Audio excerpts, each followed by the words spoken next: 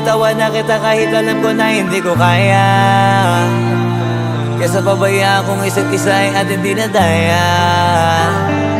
Di na ipipilit kahit alam ko na nakakahinayang, kasi di na maligaya. Unti-unti ko nang tinatanggap, siguro nga dito na rin natatapos ang lahat. Ayaw ko na rin pilitin ka na makisama pa sa akin, nakakawalang gana. Di mo pa ba yan nakutuban, di ba tamang inala ka? Sino sa atin may mali kung ako o sige, pero sana tanggapin mo pareho lang tayong dalawa nakasakit. Tapos parang gusto mo lang sa akin i-end. Ito ang epekto nito, nagka-depekto na tayo. Mahirap na lang tanggapin, di makukumpleto ang kwentong perfecto kung walang the end. Pwede ka na makalaya, bibitawan na kita kahit alam ko na hindi ko kaya. Kesa pabayaan kung isa't isa ay ating dinadaya.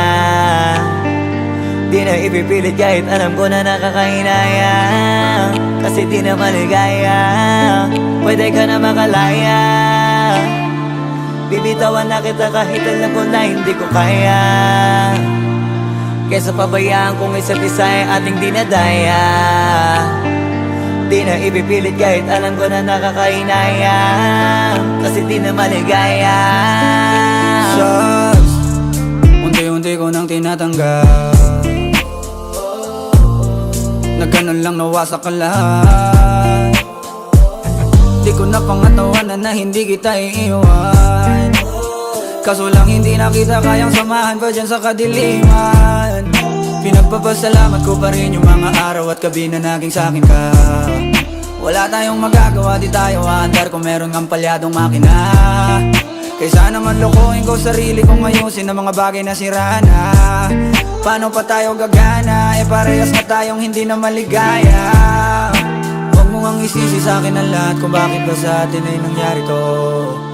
Hindi ko kasalanan na hindi ko nakayanan ang pagbago ng ugali mo. Sinubukan ko namang intindihin kita, basta kung nakikita na hindi tayo para sa isa't isa.